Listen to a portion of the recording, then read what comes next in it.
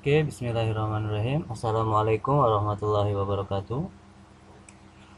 Apa kabar semuanya? Alhamdulillah, semoga mudah-mudahan kita semua masih dalam lindungannya dan tentunya dalam keadaan sehat walafiat ya di tengah wabah yang melanda negeri kita gitu ya.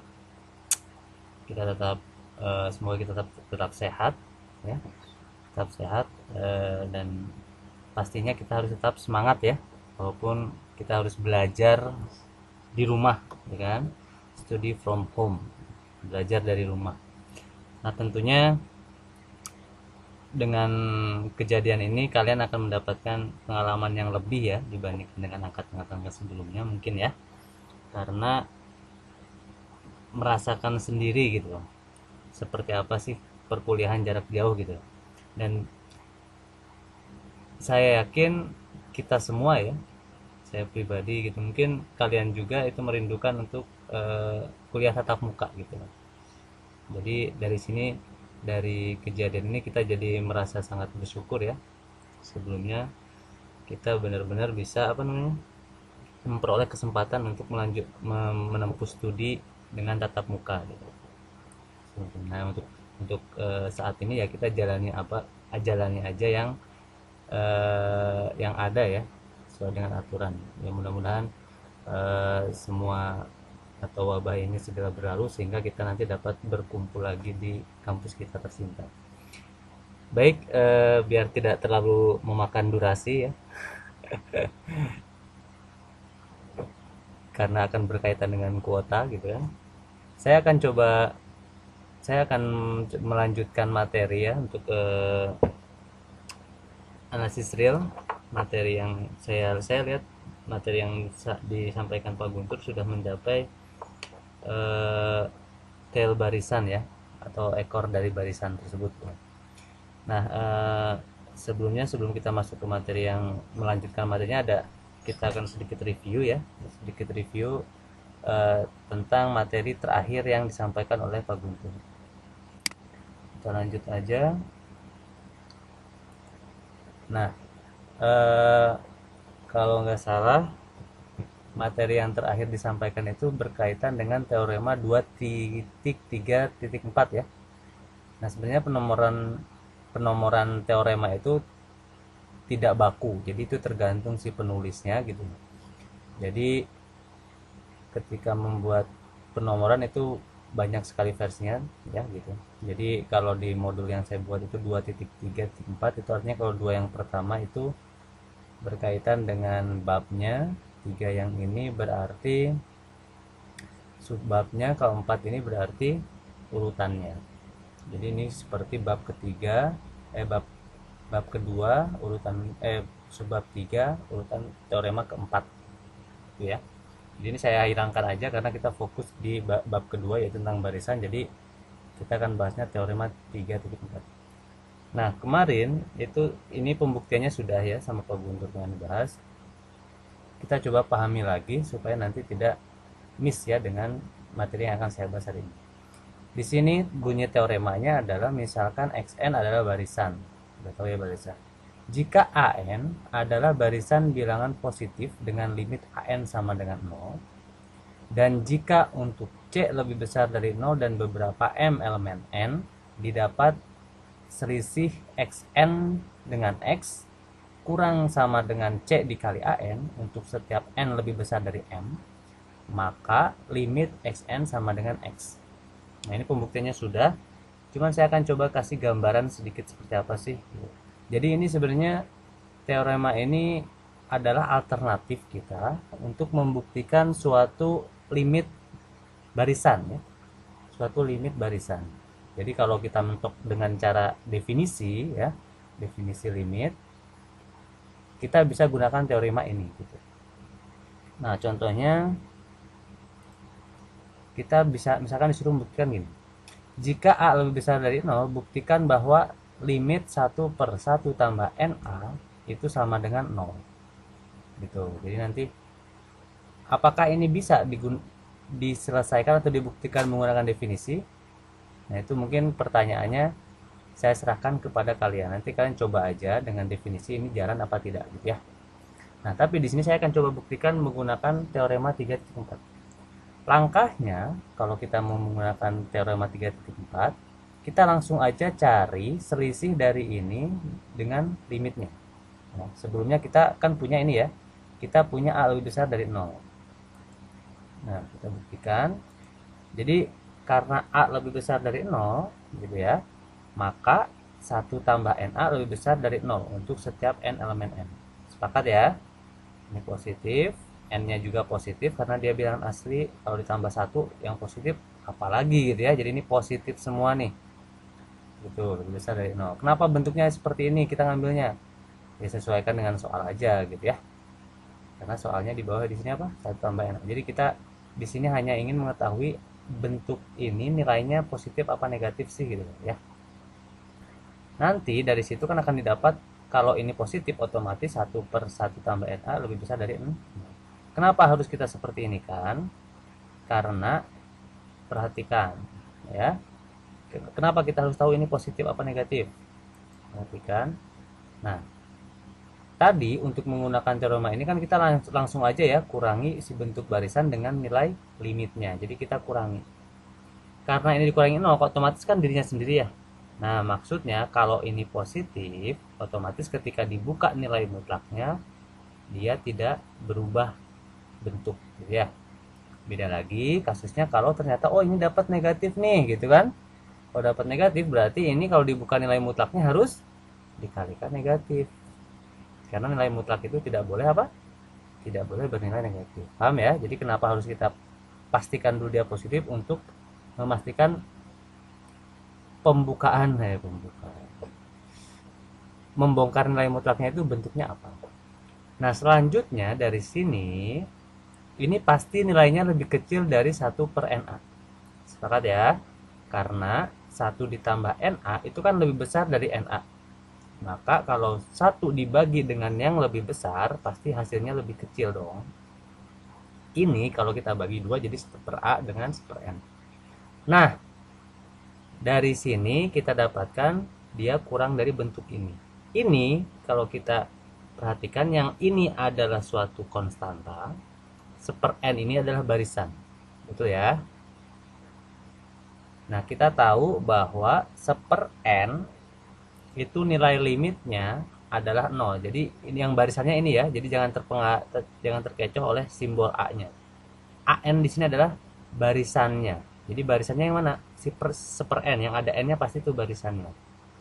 Limitnya berapa? Kita sudah tahu bahwa limit 1/N sama dengan 0. Berarti yang ini sudah terpenuhi.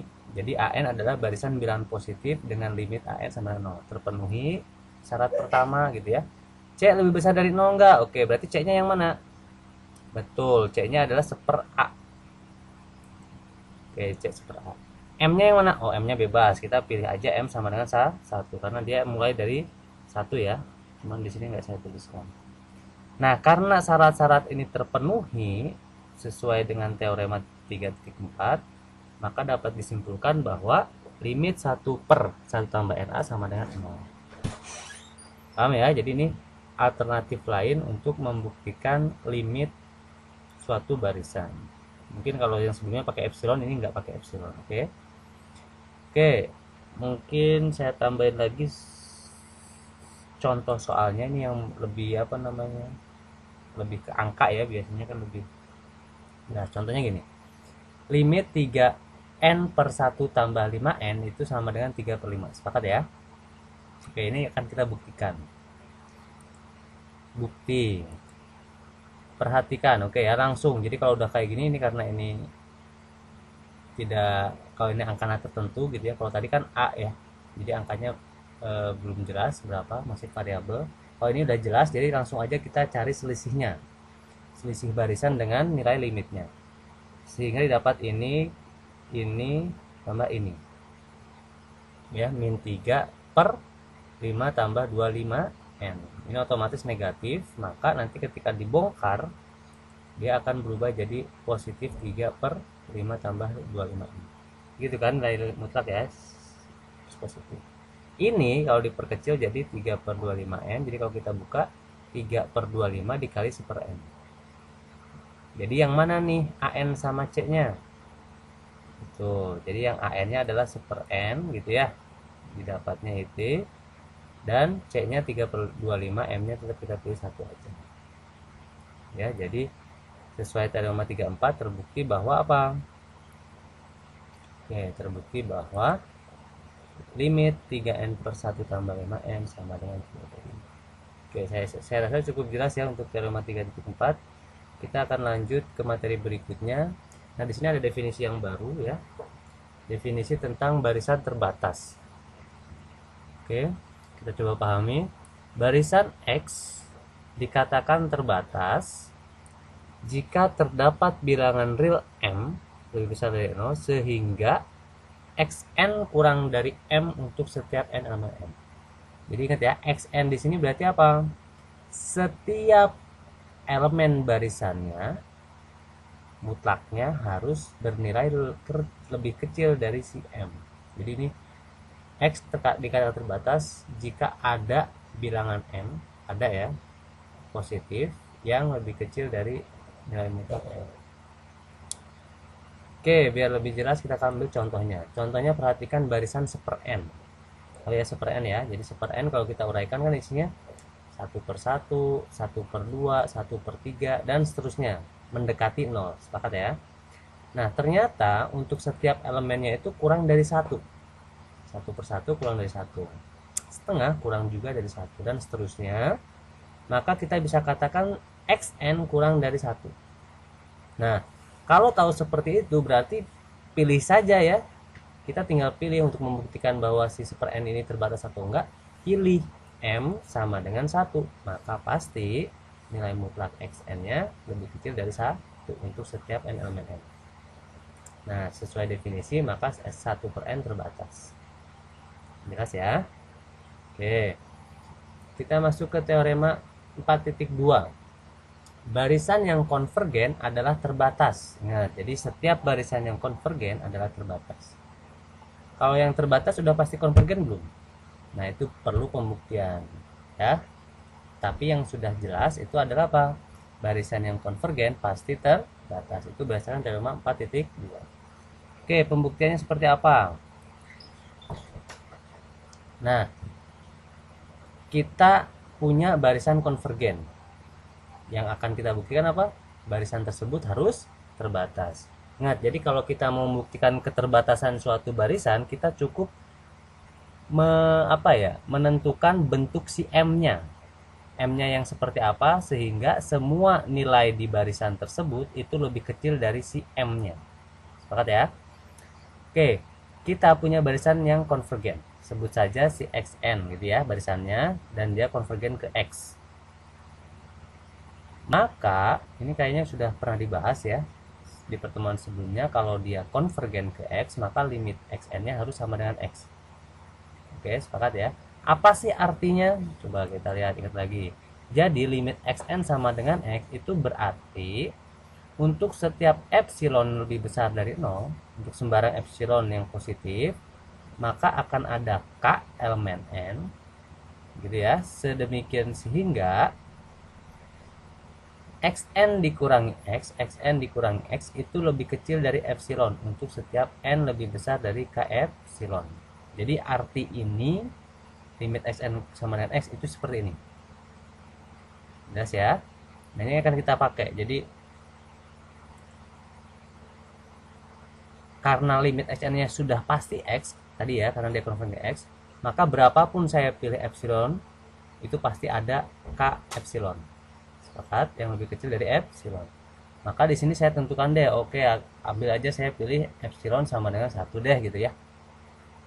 Kalau kalian mau pilih 2 silahkan, sama aja. Jadi berapapun karena sudah dijamin oleh definisi limit. Nah, saya pilihnya di sini epsilon sama dengan 1. Maka akan terdapat K1 ya, seperti ini. Sehingga Xn dikurangi X kurang dari 1 untuk setiap N lebih besar dari K1 atau K. Lihat ya. Nah, dari sini coba kita perhatikan. Kita cari nilai mutlak Xn-nya. Apakah dia nilai mutlak xn ya. Nilai mutlak xn itu kalau kita uraikan bisa seperti ini, sama aja ya. Xn kurang x tambah x. Sepakat ini? Sepakat, ini sama aja ya, nggak ada perubahan.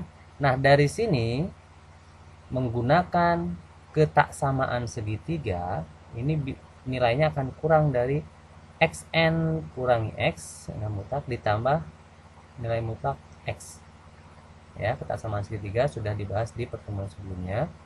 Dan yang ini kurang dari, ingat, ini itu kurang dari 1 ya. Dari tadi yang kita dapatkan, maka si nilai mutlak xn kurang dari 1 ditambah xn. Jadi nilai ini ternyata lebih kecil dari ini. Jelas? Oke, maka bagaimana bentuk M yang kita pilih? Nah, ini dapat ini. Maka untuk membuktikan dia terbatas, cukup apa? Pilih M, di mana M-nya itu supremum dari nilai mutlak setiap barisannya. Berarti kan kalau ini barisannya xn kurang dari 1 ditambah x, berarti kan x1, x2 sampai xk-1, nanti yang terakhirnya ujung-ujungnya ini, betul ya? Ujung-ujungnya adalah 1 tambah nilai mutlak x. Nah, cukup pilih yang paling besar, batas atas terkecil dari sini, dari semua elemen barisannya. Itu kita katakan apa? Supremum si M-nya. Pasti ada nggak? Pasti ada, karena sudah ini kan terbatas ya. Jadi setiap himpunan terbatas, himpunan ya, beda lagi dengan barisan. Himpunan terbatas pasti punya supremum atau batas atas. Ingat lagi ya, teorema supremum. Maka sudah pasti ada bentuk M-nya, maka kita bisa katakan nilai mutlak xn kurang dari M untuk setiap n elemen n terpenuhi. Otomatis sesuai definisi bahwa si xn yang konvergen pasti dia terbatas.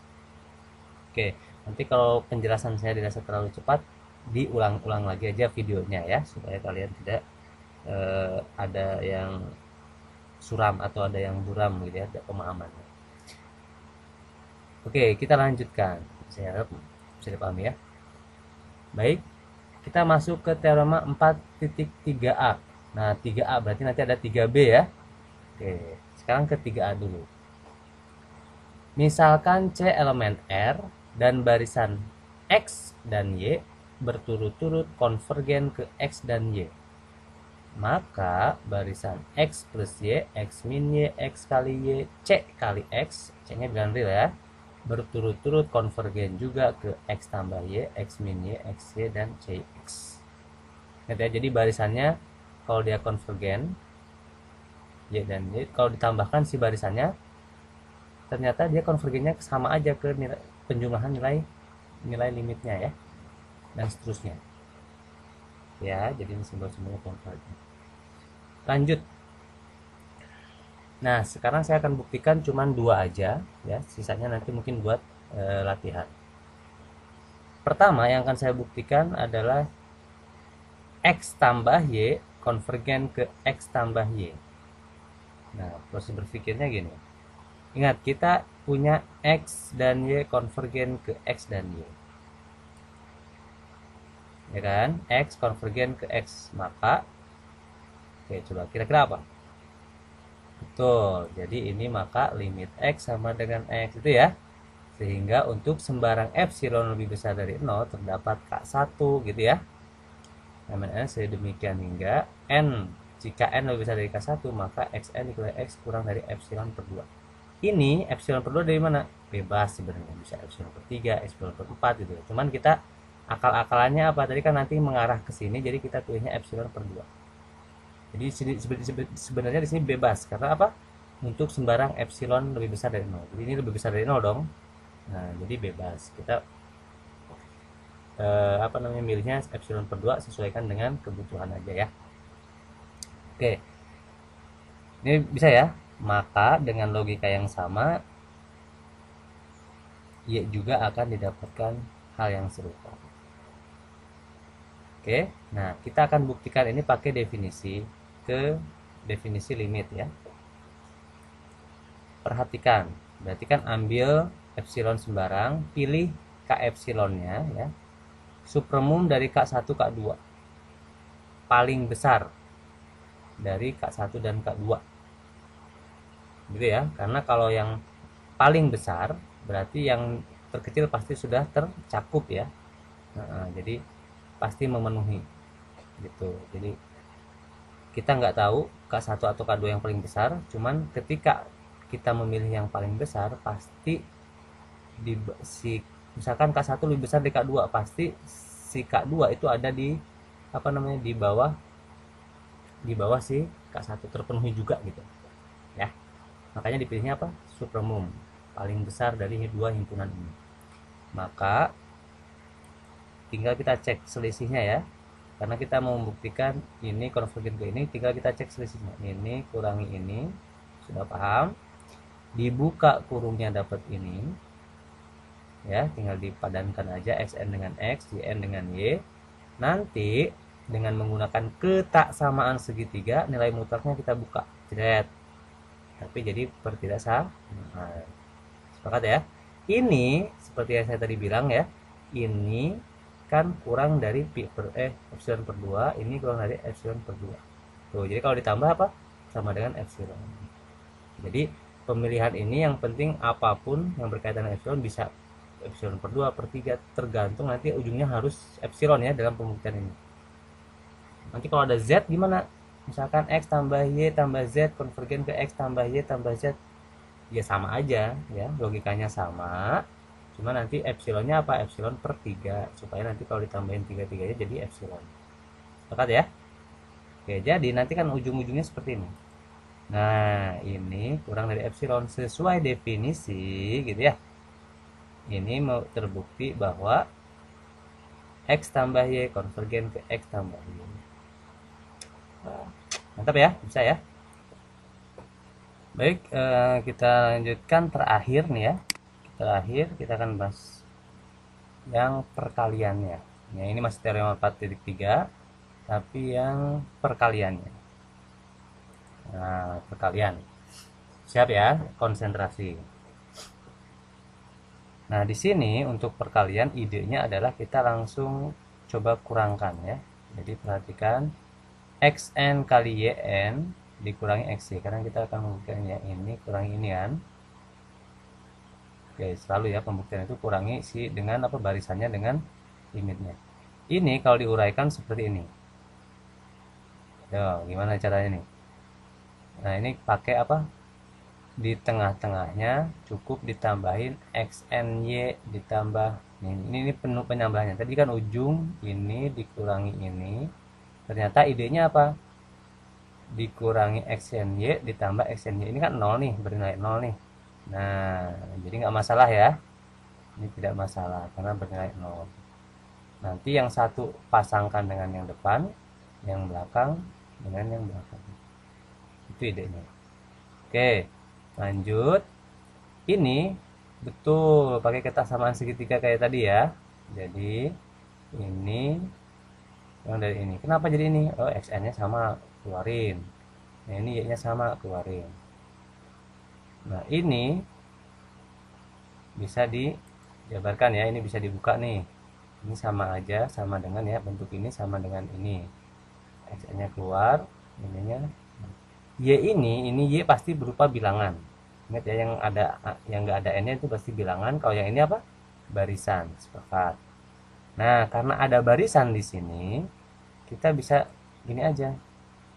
Karena xn konvergen, maka xn terbatas. Sepakat? Oke, betul. Teorema yang sebelumnya ya, 4.2. Karena terbatas, nah ini tetap. Artinya apa? Karena dia sudah pasti terbatas, akan ada bilangan real M1 yang lebih besar dari 0. Sedemikian hingga si xn itu, nilai mutlak xn, kurang dari M1 untuk setiap n elemen n. Ya, jadi karena dia konvergen maka terbatas. Kalau terbatas pasti ada M yang bernilai ini gitu ya. Sehingga kalau kita pilih si M-nya itu supremum atau yang paling besar gitu ya, yang lebih besar dari M1, karena ini lebih besar dari M1, dan si Y itu sendiri, maka akan didapatkan seperti ini. Nah, jadi ini kan tadi lebih kecil dari ini kan, kita tulis lagi. Ini pasti lebih kecil karena kan dia diambil supermum, jadi sisanya pasti yang ini lebih kecil. Yang ini kita ganti M, yang ini juga kita ganti M, gitu ya. Jadi kita pilih yang paling besar. Angkat. Nah, sekarang yang ini nyederhanainnya gimana? Nah, kita cek lagi. Tadi apa? X dan Y konvergen ke X dan Y. Nah, dari kekonvergenan X dan Y, maka jika diberikan epsilon lebih besar dari 0 sembarang, akan terdapat K1, K2 elemen N sehingga, nah ini kayak tadi lagi ya, kekonvergenan X dan Y. Nah, jadi kalau yang X itu kita pilih epsilon per 2M. Nah, kan jadi tergantung, yang penting dia ada epsilonnya, jadi tergantung bentuk yang apa ya, nanti yang ingin dia supaya lebih kecil dari epsilon. Jadi kan ini bentuk ini kita mau supaya tujuannya apa, lebih kecil dari epsilon ya. Jadi ini harus kita ganti, penggantinya itu harus jadi kurang dari epsilon. Maka karena X dan Y itu konvergen, sudah jelas gitu ya, untuk setiap epsilon lebih besar dari 0 sembarang, pasti si xn kurang x kurang dari epsilon per 2m, di n juga sama. Kalau kita perhatikan, kalau kita lanjutkan, berarti pilih k epsilonnya itu supremum, sorry. Jadi ini nggak ada supremumnya, kurang ya. Jadi supremum yang paling besar di antara K1 dengan K2. Maka jika n lebih besar dari K epsilon akan didapat, nah ini kurang dari ini kan, sepakat. Jadi ini kurang dari apa? Ini dan ini, karena n-nya lebih besar dari K epsilon. K epsilon supremum ya, bukan himpunan, tapi supremum, ini kurang supremum. Sama dengan epsilon. Jadi dapat ini. Sehingga dapat disimpulkan apa? Sesuai definisi terbukti X konvergen ke X. Oke ya. Oke, mungkin untuk pertemuan kali ini cukup sampai teorema ini dulu aja. Saya harap kalian bisa memahami apa yang saya sampaikan, dan apabila yang ada yang kurang jelas bisa kalian ulang-ulang lagi gitu ya videonya. Dan jika ada yang mau ditanyakan silahkan tuliskan di kolom komentar kelas ya, di kolom komentar kelas atau WA, nggak masalah, tapi lebih baik di komentar kelas supaya nanti teman-teman yang lain juga tahu apa yang ditanyakannya. Baik, sekian yang bisa saya sampaikan. Terima kasih atas perhatiannya. Wassalamualaikum warahmatullahi wabarakatuh.